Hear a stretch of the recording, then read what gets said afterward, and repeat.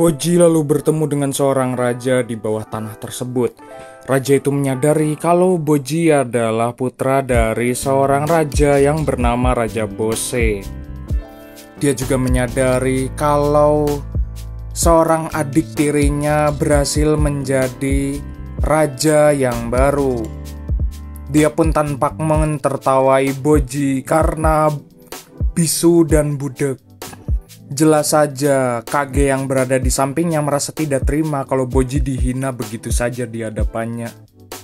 Lalu raja itu menanyakan tujuannya pergi ke bawah tanah, tapi Boji tidak bisa menjawab. Namun dijawab oleh Kage. Tapi sayangnya raja tersebut tidak terima kalau Kage yang menjawabnya. Jelas saja Kage pun merasa kesal dan dijelaskan olehnya kalau Boji ingin menjadi orang yang lebih kuat, mirip seperti Raja Bose. Singkat waktu kemudian Boji pun menemui dengan seorang ajudan raja tersebut. Raja itu menyuruhnya untuk berduel adu mekanik satu sama lain untuk membuktikan bahwa Boji begitu memiliki kekuatan. Dikatakan olehnya kalau pasukan tersebut adalah pasukan terkuat di dunia. Bingung, gak ada buktinya. Oke, lanjut. Kemudian mereka pun beradu mekanik satu sama lain. Akan tetapi Boji pun merasa riweh setengah edan dan membuat bingung raja tersebut. Adu mekanik macam apa ini? Lalu dijelaskan oleh Kage kalau Boji bisa memiliki kemampuan yaitu menghindar. Lalu dibuktikanlah Boji dengan beradu mekanik dengan ajudannya tersebut. Terlihat Boji pun bisa satset untuk menghindari serangannya. Jelas saja pasukan tersebut merasa heran karena mungkin saja Boji berhasil menghindar karena memiliki banyak pengalaman dan penderitaannya selama ini. Sebenarnya dia pun merasa kasihan, akan tetapi dia pun menyadari kekuatannya dan berusaha ingin membuat Boji putus asa. Lalu mereka berdua pun lanjut beradu mekanik. Ajudan tersebut melakukan serangan dengan cepat, tapi untung saja Boji pun berhasil menghindarinya. Setelah sibuk beradu mekanik akhirnya, pasukan tersebut dan ajudan itu menyadari kalau Boji sebagai seorang putra Bose memang hebat. Setelah itu mereka berdua pun menghadap raja kembali. Lalu Kage pun menjelaskan kalau bakat Boji sangatlah luar biasa kepada raja itu. Meskipun terlihat raja itu tampak bosan dan murung terhadap kemampuan yang dimiliki Boji. Setelah itu dia pun memintanya untuk meminta cara mengajarinya Boji agar semakin kuat. Tapi sayangnya lagi-lagi raja tersebut mengatakan kalau Boji sama sekali tidak memiliki kemampuan dan bakat. Maka dari itu raja itu pun tidak akan membantunya. Setelah itu terpikirkan oleh Kage kalau dia ingin membutuhkan sebuah surat yaitu surat rekomendasi. Lalu raja itu pun bertanya-tanya apa tujuan surat rekomendasi tersebut. Setelah itu raja tersebut menyobek surat rekomendasi tersebut.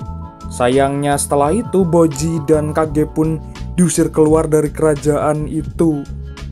Di luar kerajaan itu Boji pun tampak berusaha ingin menjadi seseorang yang kuat.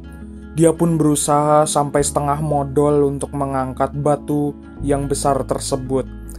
Kemudian dia pun mencoba lagi batu yang satunya untuk diangkat. Tapi sayangnya tetap saja Boji pun tidak dapat mengangkat batu tersebut dan tidak kuat. Setelah itu Boji pun termehek-mehek dan sedih karena kemampuannya sangatlah lemah dan tidak kuat membawa batu tersebut. Setelah itu Kage pun berusaha memberikan semangat kepadanya. Lalu saat mereka berdua akan cabut dari tempat tersebut, salah seorang penjaga pasukan tersebut mengajaknya untuk berhenti dahulu. Lalu Kage pun menanyakan apa maunya. Lalu dijelaskan oleh ajudan tersebut, rupanya raja di dalam tersebut adalah Raja Desa. Lalu dijelaskan oleh ajudan tersebut kalau seseorang yang kalian cari, Boji dan Kage adalah adiknya. yang bernama adalah Raja Despa, yaitu adiknya dari Raja Desya. Dijelaskan juga olehnya kalau mereka berdua dijebak oleh permainan Raja Desya. Dijelaskan juga oleh ajudan tersebut kalau dia pun memiliki sifat musuhan yang kuat antara Desya dengan Despa. Setelah itu mereka pun kembali lagi mendapatkan surat tersebut dan pergi mencari ke sebuah tempat untuk menemui Raja Despa.